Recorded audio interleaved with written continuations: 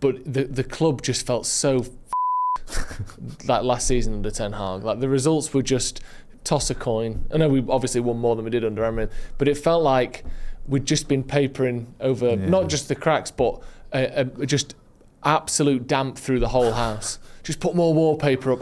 There's mould coming through. More wallpaper. And I think at some point we've got to strip this back. Hello and welcome to Stretford Paddock. My name is Joe, that is Jay, and today we are looking at 1 year of Ruben Amorim. We're going to look through the different facets of his time at Manchester United, from tactics to results to transfers to how he handles his players and the media. There's all sorts to go through, and we're going to give him a grade. We're going to look at how this has gone so far and what we make of Ruben Amorim's time at Manchester United. How are you, Jay? Yeah, I'm good, man. I like doing these videos with you, and it seems like an appropriate time. Done it a year in. We can take stock, as you say, and have a look at what's been going on. Yeah, let's sort of get through it. So let's start with the tactics, because I think when he arrived, obviously it's a year to the day since he came through the doors at Carrington. One of the big things that we could see and we knew before he ever managed a game was that we were going to be playing this new style, this three at the back. And it's been such a huge talking point over the last 12 months. Some people just immediately saying it'll never work. Some people saying we haven't got the squad. Some people saying we don't have the squad, but it could work. Other, people telling him to change. Constant, when are you going to switch it? What happens if this happens? Amorim himself saying a mixture of things, but that his principles and his tactics he will stick to. He's going to make adaptation, should I say? But generally speaking, these sort of 3/5 at the back has been a huge talking point since he arrived, hasn't it? Yeah, massively. I mean, it became a thing even before he arrived, didn't it? Like people looking at it going, oh, three at the back in the Premier League, don't know if that's going to work, which is a bit silly in itself, because Conte won the Premier League playing three at the back. It's 3-4-3, I think, was his formation. He changed it a few games in, didn't he, when it wasn't working, and they just sort of steamrolled the way to the title. I know it was a few years ago, but it wasn't like it was the early 90s. It was still sort of modern, it was relevant. And also he had some success with that system against City in Europe. I think they beat him 4-1. And people just became a little bit sort of obsessed with it. And that's not gone away because of the results. I know we're going to get into the results in a bit. But if he kept winning, then people wouldn't be questioning the tactic. But he didn't. And he's had, let's be honest, again, I know we're going to get into it later, but some pretty shocking results along the way. So it has been a massive bone of contention for so many people. And also, you look at it and most teams play 4-3-3 or a variation of that. United have done that more recently. We have had some success doing that as well. Let's not forget, it wasn't that long ago we finished third. We've won trophies playing that. So people looking at it going, he's come in, he's got these tactics, this system, it doesn't work, it's not right for him, it's not right for the Premier League, it's not right for Manchester United, and he hasn't been able to fully silence those critics with a string of results that show that it does work. Just fundamentally, obviously, not going into the details necessarily of Ruben Amorim's version of it, do you think that 5 at the back is just completely sort of incongruous with what Manchester United is? Because Jamie Carragher, as an example, seems to think that just we shouldn't be playing that formation. It's too defensive, it's not what Man United are, and that we shouldn't accept it as fans, and ultimately it will be a failure. Do you agree with that? Not really. I mean, if it was up to me, I know this sounds contradictory, but I'll explain myself. If it was up to me, I probably would play 4-3-3. I probably would. I'd like to see Kobe Mainoo in the team. I think you could get away with playing 4-3-3 and it'd still work. I wouldn't mind seeing Bruno a bit further up the pitch. But I think this system can work. And also, when I've watched Jamie Carragher in his Monday Night Football, what he's saying doesn't always make sense to me, because when he had Johnny Evans on, and he was sort of saying, oh, the system, the tactics, whatever, but then he started naming players, and then Johnny Evans was saying, well, that's not the system, that's the personnel. If you're saying, oh, he hasn't got Ronaldo, or even George Best, I think he named check, which is a bit weird. Not because Best wasn't a fantastic player, but what's someone who played in the 60s got to do with what's going on now? Yeah. Like, it was naming, and Johnny Evans was saying, well, that's a personnel thing. And I think even now people are looking at it going, maybe it's not just the system and the tactics. Maybe the issue is we just need that other midfielder next to Bruno or whatever, or someone needs to replace Bruno in that role. It's perhaps more personnel based. And when you talk about 5 at the back, I understand that, and as a United fan who's used to attacking football, who wants attacking football, you say 5 at the back and I'll go, I know it's 3-4-2-1 or whatever, but I get your point. And you go, oh no, not about that. But then I look at someone like Ahmad or even Dorgu. Are they out and out defenders? No, I don't think Ahmad's a defender at all. He's a wing back, he's more a winger, really, isn't it? But when you look at him and Mbeumo, when we've seen some green shoots with that relationship and the way them two are combining, I don't think that Ahmad isn't particularly defensive. So I don't look at it and go, this is too defensive for me. I can see what he's trying to do. I think that the personnel are probably not quite right there, or it's getting there. I think the frustrating thing for me is, I think along the way, I understand why he stuck to his guns and he's been like, look, this is my tactics, this is what's brought me success at Sporting, this is what we're going to have to do. I think along the way he could have been a bit more adaptable. I think we could have had some better results along the way. Just on that flexibility, I do feel as though we're starting to see a change on that front. Okay. We saw against Liverpool, and in this run in particular where we've been winning these games, multiple different types of playing out from the back, of attacking, of sort of defending as well. I think we saw almost exclusively long balls against Liverpool. I think we saw a real mixture against Brighton and Nottingham Forest. I think that Amorim wants to be a team, or is now saying that he wants to be a team that can win different ways against different teams. Yeah. And for me, I think that's the thing that a lot of people have been waiting for, and that maybe he was waiting for. He sort of understanding that his team knows what he wants them to do fundamentally, and being able to make tweaks on that, after they've got the sort of the basics. I think, another thing is set pieces. There's been a great article in The Athletic, we've got a full video on it, talking about United's ability from corners this season. I think we've scored 6 goals directly from corners already this year. That's very good, which is one of the best in the league. And in terms of XG per corner, I know not everyone loves this, but just looking at how much danger we create, we've got the best in the league. And that's something that wasn't the case a couple of years ago, when I think it took us 139 corners to score. Remember when we never scored from a corner? That was ridiculous. When we had that set piece coach, was it Eric Ramsey? Yes, I believe so. And it was just like, everyone was, all of a sudden he became like the main man. Everyone was talking about him all the time, and you had to have these stories put out by the club like, he doesn't just do set pieces. In fact, that's only a small part of what he does, so you can't just keep a very, him. very small part by the looks of things. But we are seeing adaptations against Brighton, for example. I think we defended really front foot and won the ball back high up, and that was a huge danger, and we weren't really doing that in all the other games.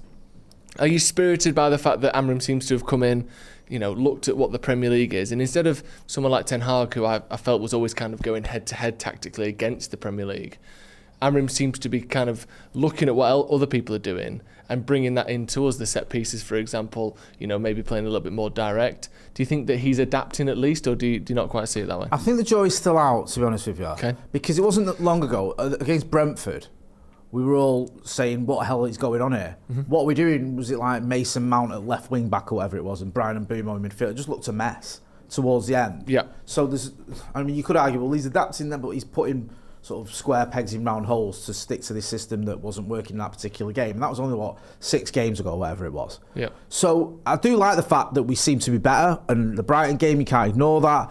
But I don't think it's just about adaptability and tactics. I think some of that is the quality of players we've got. You've got players like Brian Mbeumo, who's playing at a different level at the minute, who can get you a goal. Also, I don't know if you class it as tactics, but that resilience we seem to have, that belief is there. So we're fighting a little bit more. We seem to have that energy in the last sort of 10 minutes where it's like, look, we can get another goal, and we keep doing that. We did it against Forest, did it against Spurs, we did it against Liverpool, did it against Brighton.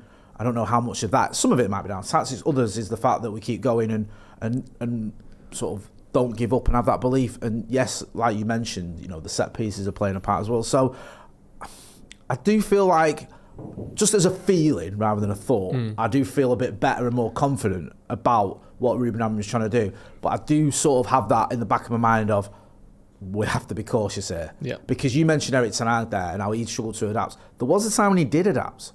I remember his first win against Liverpool was the complete opposite tactically of how we played against Brentford and Brighton the 2 previous games. He went, forget that, go long, Rashford, Sancho, Martial, get on the end of stuff, and we beat Liverpool at home. And there was an element of, well, he's changed there, but no one cares because we're winning. And then obviously he reverted back to type, and it was, we all know how that panned out. So I'm just sort of looking at it and waiting to see how these next run of games sort of figures for him, because they are much more winnable than some of the games he's had, and he's done quite well in some of these previous games, to be fair to him, the more recent ones. And I think we've got a run after this break that should be able to sort of show us just how much he has adapted. I know that's a very long answer to a simple question, but I just feel like it's not an open and shut one. There's different sides to it, and I'm still waiting to see. I just feel a little bit more positive about it. Cool. We'll get into the grades at the end, the overall grade.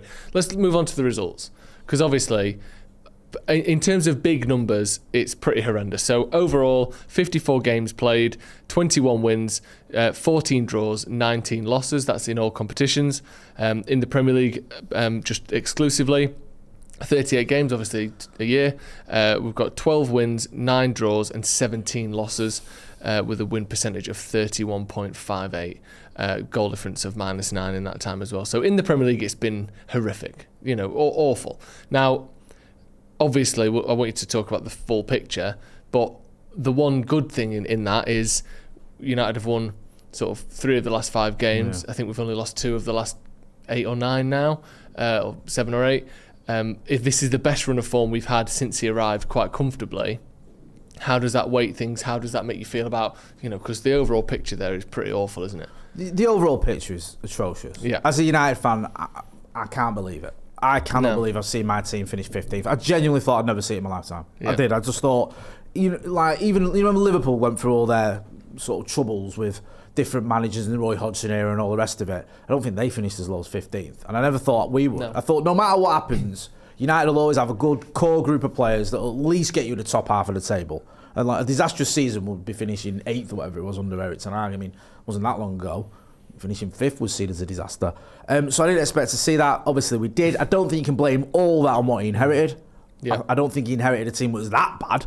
I think it took far too long for these players to get used to what he was trying to do, and some of the players just weren't up to it anymore. And I think, to be fair to him, he has moved on a few players that he needed to, so that helps. But in terms of the overall results, it's been awful. The positive is, as you rightly pointed out, if you are to have all those results, how would you like to have them?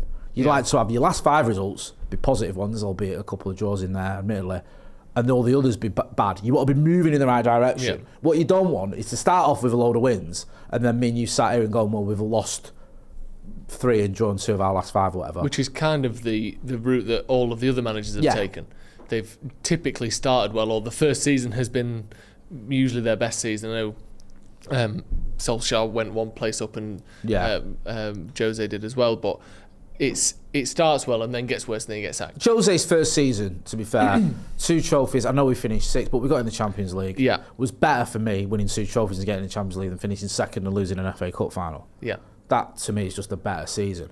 I know you could argue, well, no, I mean you could argue Ten Hag winning the FA Cup's better than winning the League Cup, but he finished 3rd. Yeah, when he won the League Cup, which is obviously a lot better than finishing 8th. So yeah, most managers do tend to move in the right direction. Van Gaal won a trophy in his 2nd season. I know he finished 4th in his first, 5th in his 2nd, but he won a trophy in his 2nd season. So, and certainly no manager's shown the drastic sort of improvement that is drastic, because it took us a year to win back-to-back matches, won 3 in a row, and now 5 unbeaten. And you've got to be realistic about where we were at under Ruben Amorim and where we're at now. And I think we're seeing that the club is moving forward. We've just won. He's just won Manager of the Month for October. So reigning manager of the month. He's the reigning manager of the month. Yeah. He's got a player who's just won player of the month, and deservedly so. All the signings look very, very positive. How much of that you put down to Ineos and how much of that you put down to him is anyone's guess. But it does feel like we're probably now in the best place, not just in the league, but in the best place as a team and a club than we've ever been under Ruben Amorim. Yeah. I genuinely see that. I just want to say a big thank you to everyone who's donated to my Just Giving page for my fundraiser. I'm doing a sleep out in the city centre this Friday to raise money for the Boo Centre, which is a homeless charity in Manchester. They raise money and funds for all the homeless people across Greater Manchester. They do a lot of great work. I've been working with them for a little while. So a big thank you to everyone who's donated. I've absolutely upped my target now. My target is £1,000. I can raise £1,000. That mean a lot. I think we're on about 901. So 99, ironically, is what we need to get to that target. So if you can donate, there's a link in the description. I do appreciate it. I appreciate it's hard times, especially with Christmas not that far off, but it does help massively towards a really great cause. Well, let's move on then to off the pitch then, because this encompasses quite a lot, because we're going to look at the media side of things and how he handles the press, which I think is a big thing as a manager, and any manager, especially the Man United manager, who gets more written about him than any other manager probably in the world, certainly in England. Also, his sort of man management, how he manages his players. And then I think a third sort of section to this is how him and the sort of senior leadership team and the kind of footballing team have handled off the pitch issues and, relationships in that sense as well. So let's start with the media stuff, because this is the way I see it, and feel free to correct me, and obviously, have your own opinion on it. To say how bad it's been, it's remarkable to me that so many of the media still seem to like him. Yeah. And even, after the Brentford game, I know a lot of people are starting to have doubts, but even into this season, when it hadn't even had this sort of improvement, most people, if you said, do you think Ruben Amorim, should I say, do you like Ruben Amorim? Most people would say yes. Now, they would obviously criticise the results, this, that and the other, but there was never this full 180 turn of, it's never going to work, he's got to go en masse, like we've seen with pretty much every other manager. Yeah. How has he managed that? How has he managed to, again, I'm not talking about every single person here, but have so much of the media on his side, considering how truly awful it's been for 12 months? I think that's his personality. I think he's being genuine. And I think he's a genuinely pretty charismatic guy. I think he enjoys communicating with people and chatting to people. He's very, very honest. Sometimes it's kind of been his undoing. Look, after the Grimsby game, maybe he was a little bit too honest there in some of his thoughts. Maybe he wasn't. You might disagree, by all means. But I think that is just the way he is. Eric Ten Hag was different when he was more like a... I know we call it Ollie the PE teacher, but Eric Ten Hag came across as a school teacher. He came across as a tactician that didn't really enjoy the media side of things. Yeah. Ruben Amorim seems to like being in a room with people. And also, if we're going to talk about off the pitch stuff, yes, it's great the way he handles the media. And me and you, I think it was in Atlanta or wherever it was, we sort of gate crashed one of his press conferences just to go and sit in it, just to watch him. I knew we knew we weren't going to get a question, but let's go and have a look at a Ruben Amorim press conference. Why not? But if you're going to talk about off the pitch stuff as well, the way he's with fans, after the Wolves game, we lost at home to Wolves last season, and I took my missus and my two youngest, they wanted to, my youngest daughter and my missus wanted to wait for Ruben Amorim. They went and waited for him, and he spent ages with fans after a defeat. Yeah. After when most people would have been like, right, sign a few autographs, do a selfie and get off, and people probably would have understood that. I didn't wait with him, but I was told he literally went to every single person that was waiting and spent time with him and took a selfie and did what he needed to do, which you might go, well, he's United manager, that's his job. Not everyone does that, especially not after a defeat. Most people don't do that. They don't. Yeah. Do you know what I mean? Been around the block long enough to know that doesn't happen with everyone. No. And also, you just lost, you want to get home, you're probably not in a mood, but he does that side of things really well, whether it's the media, whether it's with fans, and you can see why fans buy into it. And I've done it. After the Villa game, the end of last season, I mention this all the time, because I was in Bilbao with Macca and we watched the Europa League final. One of the most devastating matches I've been to as a United fan. It was up there with the FA Cup final against City. It was just horrible. We're not getting Champions League. We've been beaten to Spurs. The game is absolutely atrocious. It's just awful. You get back to Manchester. The next game's the Villa game. And before the game, to be fair, United fans were singing his name, but you kind of like, this is just horrible. Is this going to work? Do you know what I mean? What's going on? At the end of the match, he gave a speech where he said, I'd said earlier that a storm was coming. Now I'm telling you lot, the good times are coming. And I bought into it and I liked what he said. I thought, he says the right things, man. That guy, who a week ago when I was in Bilbao, I was just like, what is this guy doing? What is going on here? He said a few things now and I'm like fully on board the Ruben Amorim bus. He's very good at it. It makes a massive difference as well, that. And I think especially obviously when you're losing, it's more important having that kind of likability factor. But I think the fact that he speaks so well and he manages relationships so well, seemingly, is the thing that United are desperate for. Because I think the biggest problem we've had over the last 10 years isn't that we've never had a talented manager or a few talented players. It's that the way the club has been run overall, obviously, as we all know, hasn't been good enough. It's been mishmash of people from different backgrounds, usually not footballing backgrounds, making bad decisions because, why wouldn't they? They don't know what they're doing. People coming in on short notice, having to do this, then the other waste. I don't need to go through it all. But I think having someone that seems to know what he's doing and being able to turn and imprint what he wants on the club, I think is one of his biggest jobs. And I think moving on to the sort of players and staff relationships that he seems to have, like, obviously we'll get into the transfers specifically in a bit, in the personnel that he's got rid of and brought in. But one thing that we saw straight away is he's not going to stand for it if you don't do what he wants. No. You have to be a Manchester United player the way he sees Manchester United players, and if you stray away from that, you won't play, regardless of who you are. Obviously, Rashford was the big name. Big name, that. Yeah. Huge name. Yeah. Almost the face of the club. Yeah. Academy graduate. There was a time when, the whole country was singing his praises. I know that seems like a distant memory, but everyone knows who Marcus Rashford is. Very much involved in the marketing of Manchester United, seen as like almost a poster boy for Manchester United. And Amorim weren't having it with him. And it wasn't even that the performances from Rashford or his sort of productivity wasn't that bad, or was that bad, sorry, because he actually scored a few goals, Ruben Amorim. It's just he wasn't doing the things he should have been doing mainly off the pitch, so he got rid of him. And I agree with that decision, and this is someone who likes Marcus Rashford. But that sent a big message to everyone. Doesn't matter how big you are, doesn't matter what you can do in terms of your ability. If you don't do what I want you to do, you're done. You're gone. And it needed a bit of that. And it reminded me a little bit of Fergie. Fergie did a similar thing in the 80s where it was players who the fans loved, players who the fans never wanted to see leave, like Paul McGrath, like Norman Whiteside, for different reasons. But Fergie was ready to move them on. Amorim's come in, he's just like, look, off you go. Yeah. And you talk about those relationships with people. A big part of this job under Ineos has been maintaining that relationship with the likes of Barada and even Sir Jim Ratcliffe. You've got to keep them happy. You've got to show them you're that guy. And that must be a little bit grating as a manager when you kind of feel you've got to listen and talk to the owner or the co-owner or whatever who's got some input for you. And you've got to kind of like, not agree with him, but sort of maintain that relationship. And he seems to do it very well. I think, obviously the higher ups, we saw that video of him before the Brentford game at Stockport Station having that, just pissing himself laughing with Jason Wilcox.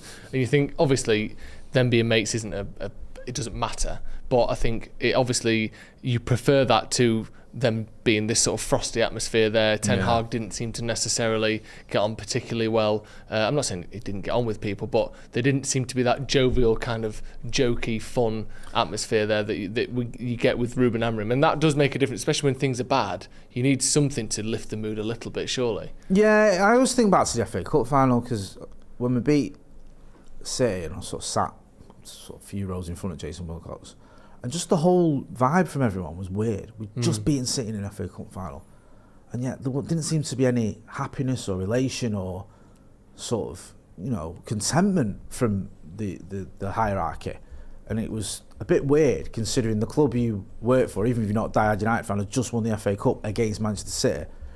You think you'd have been chuffed about that. And it's European football, it's Europa League football.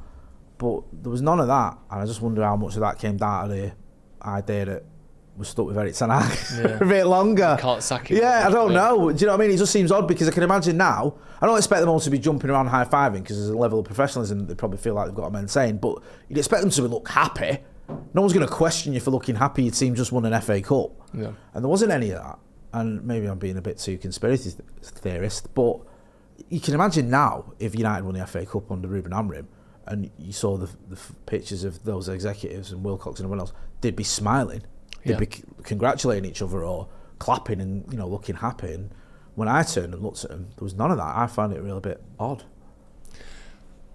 There is a couple of issues, obviously, that not everyone's completely happy with. Kobbie Mainoo is one. The lack of academy players and the relationships that we seem to have sort of fostered there. He's made attempts. He's played Fredrickson a couple of times. We saw Harry Amas a couple of games, a couple of others here and there. But generally speaking, there are no academy players that start for Manchester United at the moment. Would that be one side of the kind of personal relationships that you haven't been happy with? A little bit. I do feel though, I'm boiling down this argument to literally Kobbie Mainoo. Yeah. I do. I'll be honest with you. I get the Rashford decision. I get the Garnacho decision. Yeah. I get the Fredrickson decision. Even Harry Amas, who I like, is he getting into this team? I know he's doing bits at Sheffield Wednesday, but it's a different story, isn't it, really? So I understand it all. For me, I'd probably have Kobbie Mainoo in the team, but I don't think it's that egregious that he's not. I don't think it's like this is an outrageous decision and the manager should be sacked because he's obviously got an agenda. I just think it isn't quite the right fit for this system and he doesn't want to change the system. Therefore, Kobbie has to miss out. So whilst I'm always sort of going to fight and advocate for having academy players in the team, I understand that you've got to have the right ones. And I just feel at United at the minute, we're in this sort of weird situation where a lot of our most talented youngsters are probably a little bit too young to be ready for the first team. You're looking at some of the players that everyone's raving about. We saw Jack Fletcher in the squad the other day. You look at someone like Badito Mantato. You look at Shea Lacey, who might even get a nod during the AFCON. I speak to Finn all the time and he says keep your eye on that one because he might come in for a boom or whatever. I just feel like maybe in a year's time some of these players will be knocking on the door a little bit more than what they are right now. I think right now we're probably not in a place where you have got the usual suspects of a core group of 3 or 4 players who are first team players at Manchester United who've come through the academy. We haven't got a McTominay or a Prime Rashford or a going back even further, a Giggs or Scholes, whatever. We ain't got that in a minute, and I don't think it's all down to the manager being, particularly harsh on the academy players. I just think if you were to pick your best 11, other than Kobbie Mainoo, there's probably no one else you'd say definitely has to start for Manchester United that comes through the academy in a minute. I guess that's where the transfers comes in. So we'll move on to that because I think that's the sort of final pillar of, the manager and his success.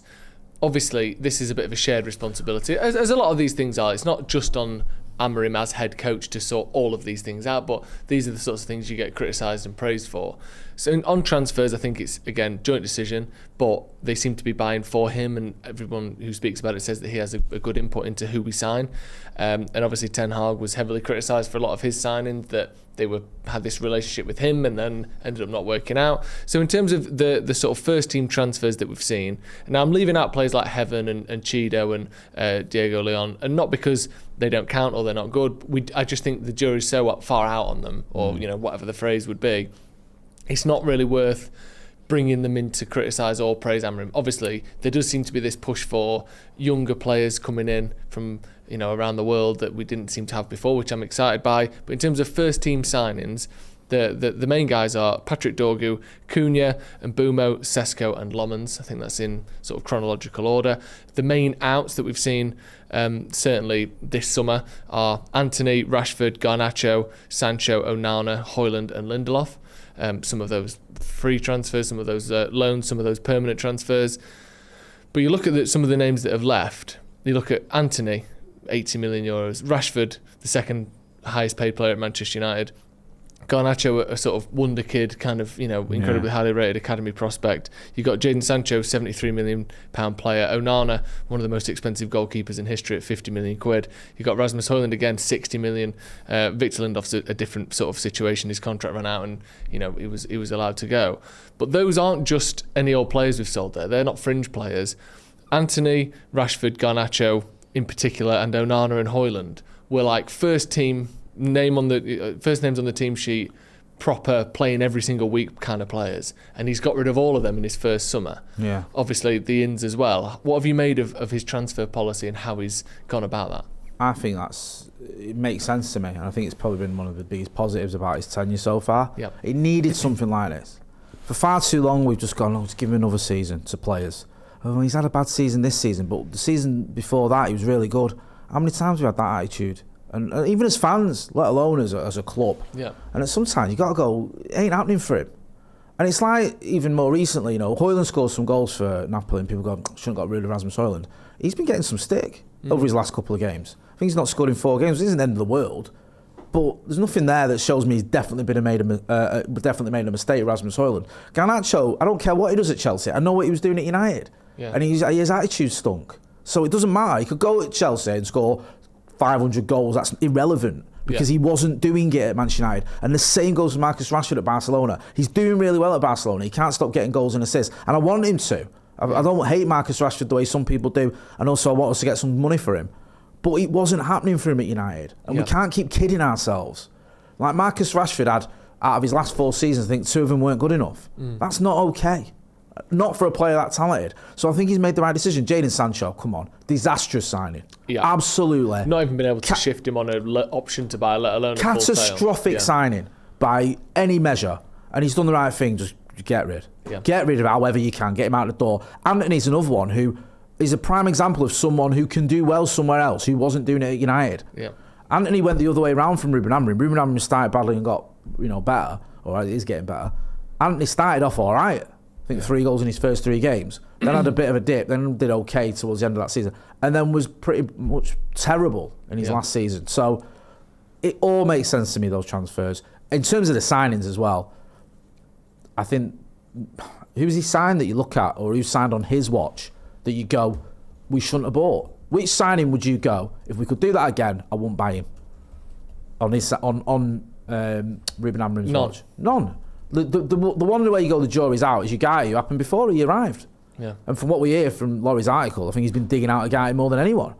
So I think the transfers, whether you want to put that down to Amorim, whether you put it down to Wilcox, whether you put it down to Brada, whoever you want to put it down to, the transfers that have happened on Ruben Amorim's watch, right down to Aiden Heaven, have all been positive ones, in my opinion. 100%. Let's look at the total picture then. With all that being said, you know, we've had the tactics, the results, off the pitch stuff and the transfers. If you're giving him a school grade, first year, well done, or not so well done, what would you give it? You have to take into account how bad last season was. Of course. You can't just give him a pass for that. I know we've sort of moved on from it as a channel and as fans, and me and you chatting and like, look, let's just sort of park that and let's just focus on this season. I get it, but for this video, we're not doing that. And it was awful. Yeah. It was absolutely abysmal.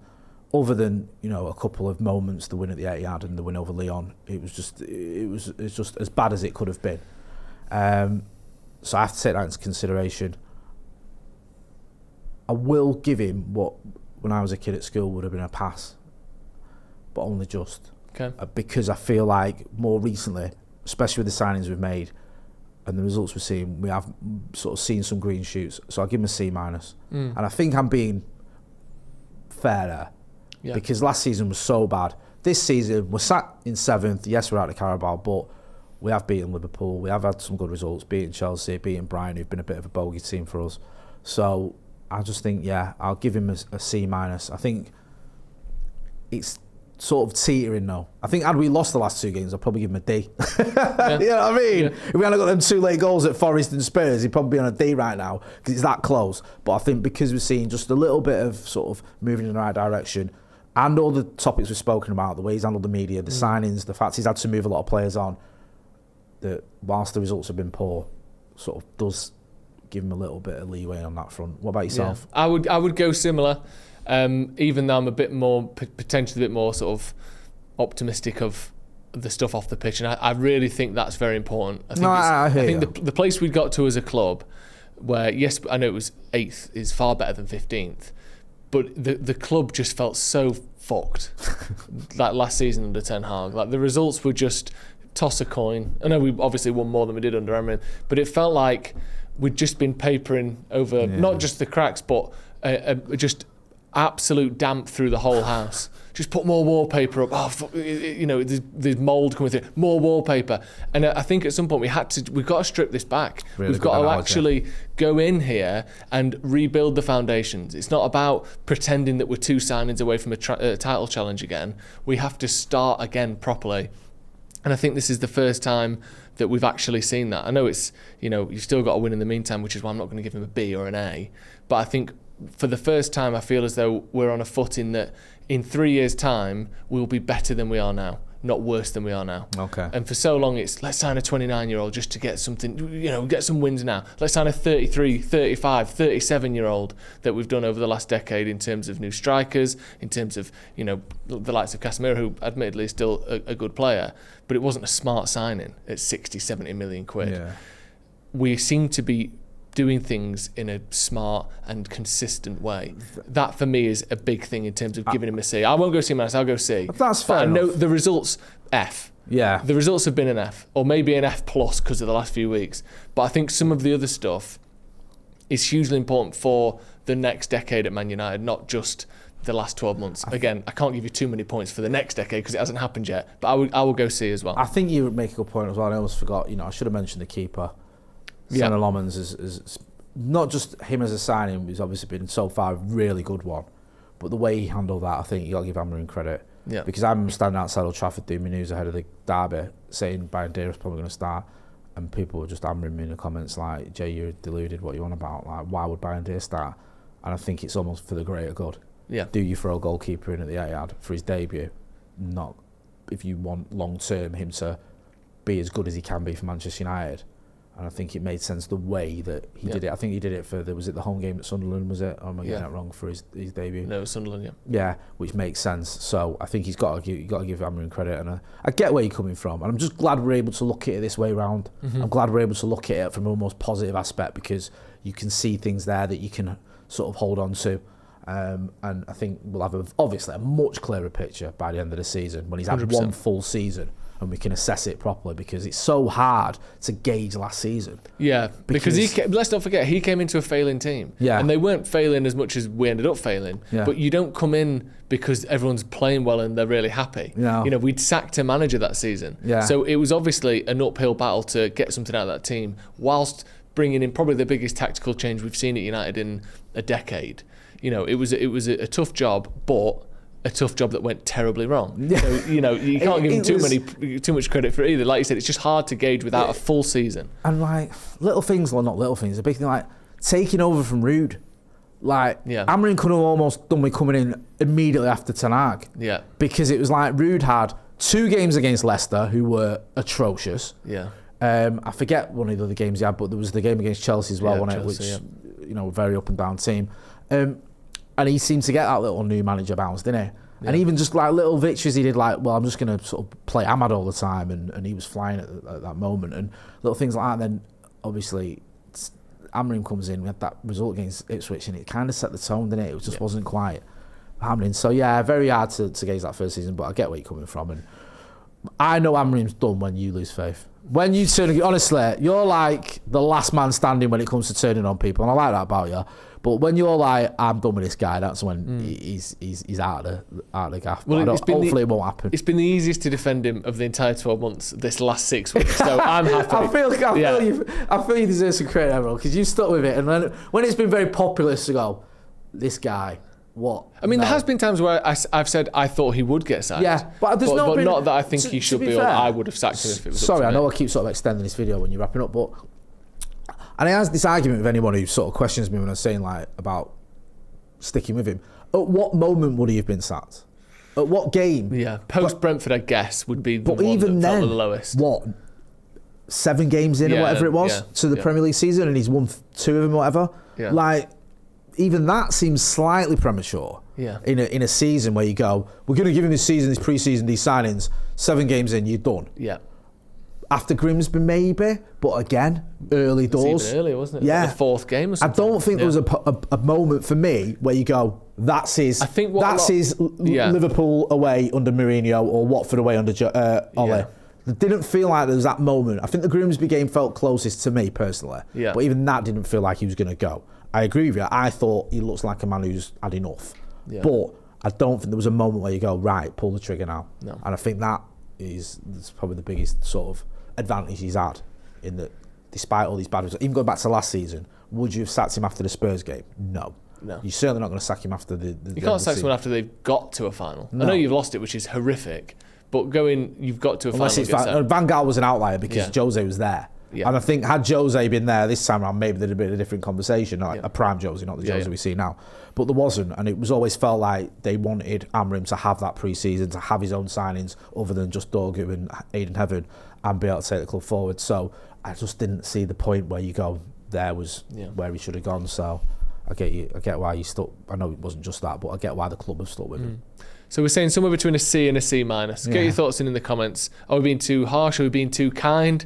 I think it depends when we released this video. If we'd have put this out 3 weeks ago, it would have been, you'd be getting hammered. I'd have been getting pelters for sticking a minus on there. If it had been after Anfield, we could have given him an A and everyone would have loved it. Yeah, do you know what I mean? Such was the euphoria after that one. But unfortunately for us, we can't ignore what went on last season, but also you can't ignore what you're seeing more recently. Yeah. Right, get your thoughts in the comments below. 1 year of Ruben Amorim. We'll see you in a bit.